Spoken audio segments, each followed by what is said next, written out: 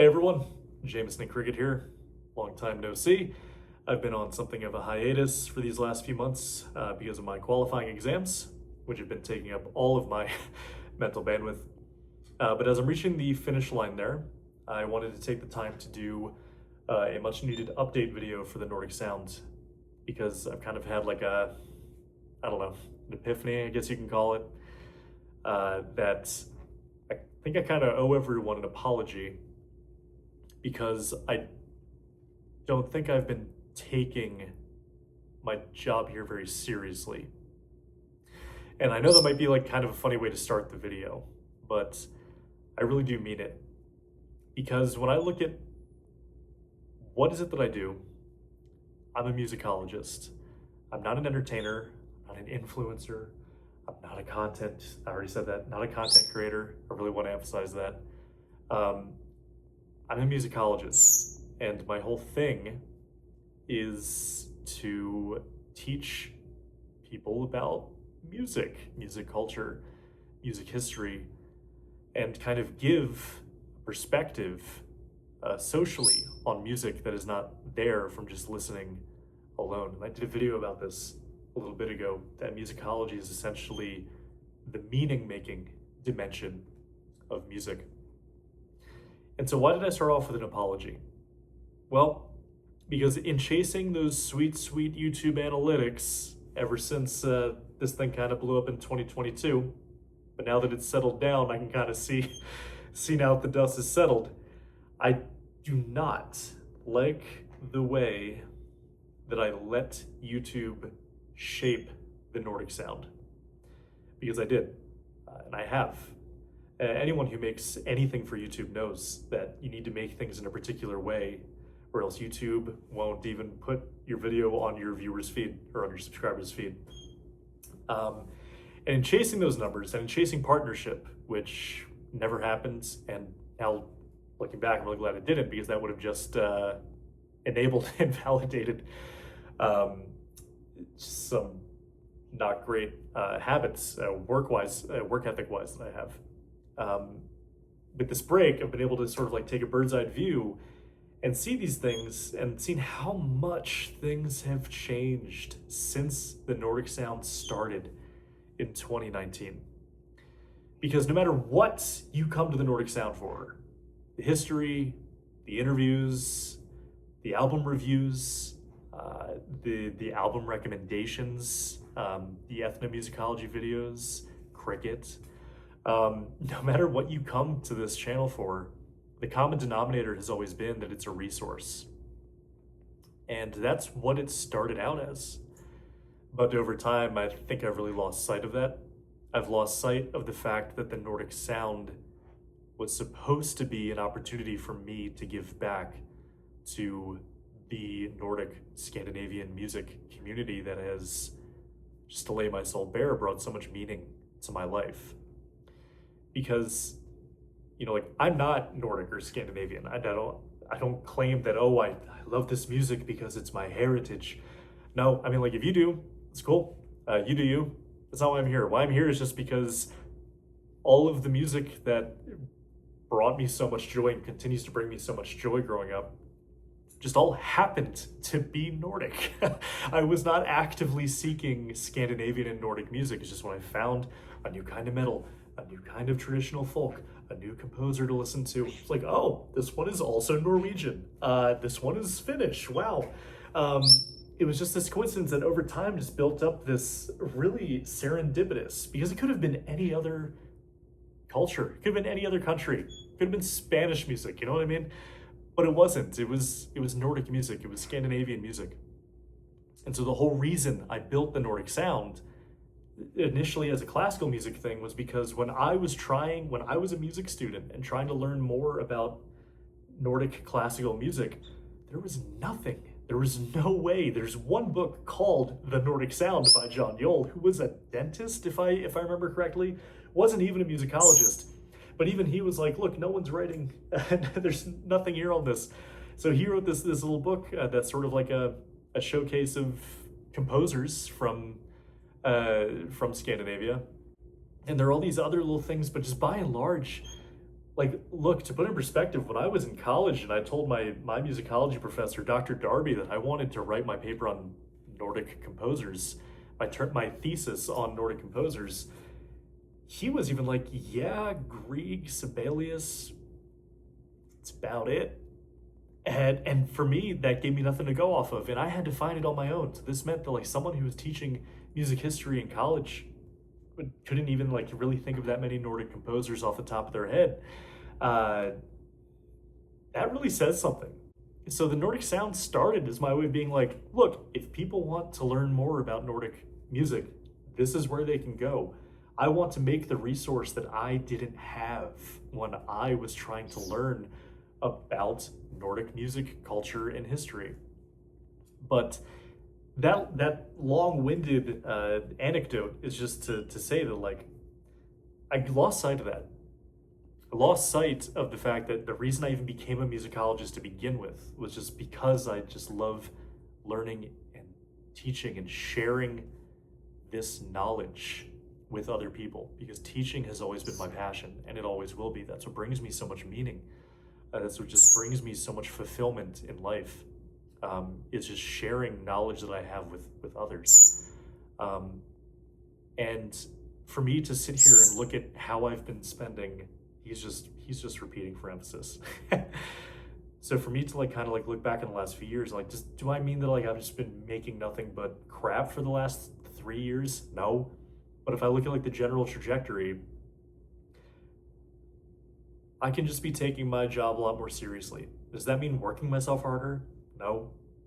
It just means kind of like not losing sight of what it is that I'm supposed to be doing here with the Nordic Sound, what the Nordic Sound is supposed to be, and making sure that I do not lose sight of why I'm doing all of this to begin with.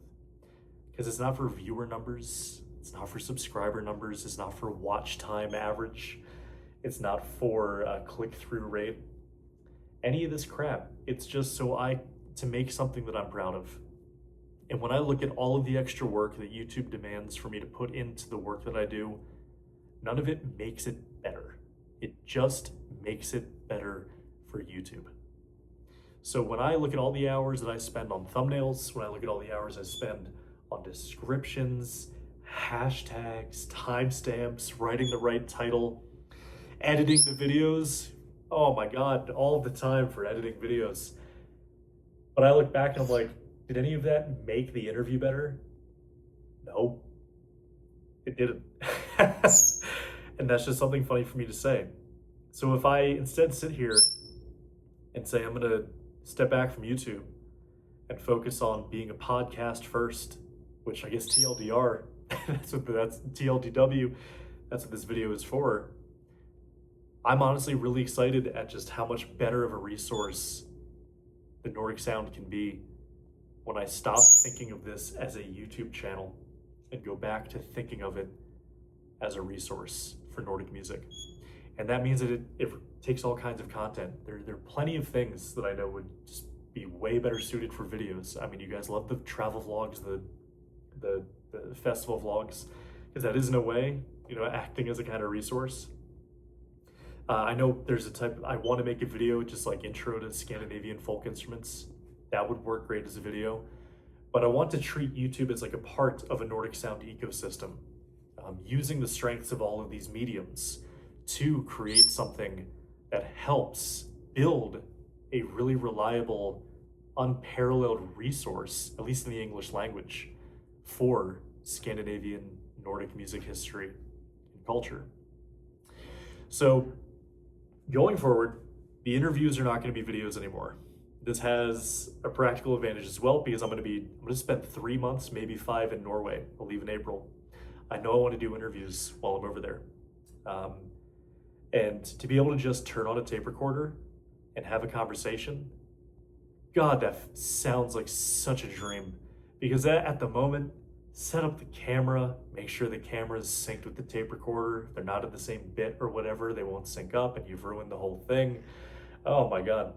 Just doing a video interview adds so much complexity to something that could just be so much simpler without actually adding anything of worth to the interview itself, to the podcast episode itself. All right, sorry, got a phone call, so I had to stop the video. But in a way, that phone call was kind of like divine intervention because I started to meander a bit, as I promised I would do, as I always do in videos like this. So let me just get back to my main point before wrapping things up here.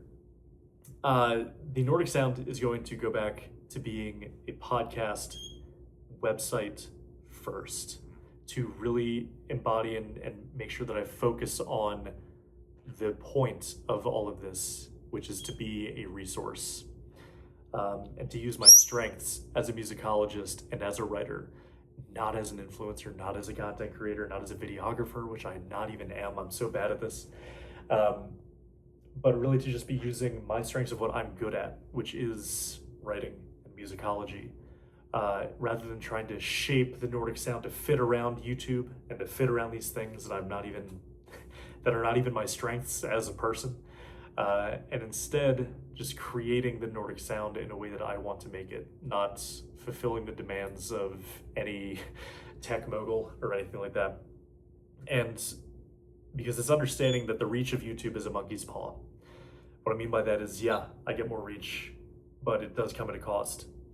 And for some of you, this means that you're going to stop engaging with the Nordic Sound because you're here for YouTube. And that's okay. Because this is just something that I need to do for my own good, to stick to what I do best as a musicologist, and to make the Nordic Sound in a way that makes me happy and makes me proud. Because I've said this so many times on this channel, so few musicologists and ethnomusicologists are fortunate enough to make something like I've made here with the Nordic Sound and actually have people give a shit. Such a rare thing.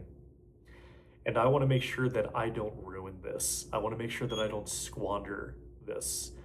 And so I'm going to be taking my job here a lot more seriously, because to the musicians especially, you guys put a lot of trust in me. You've put a lot of investment, emotional, mental, or otherwise, a lot of trust in me in what I do here on the Nordic Sound. And I really want to make sure that that is not overlooked or taken for granted.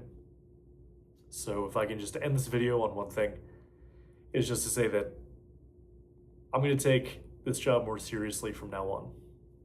And that is a promise. And Cricket's going to hold me to it. All right? So thank you for watching.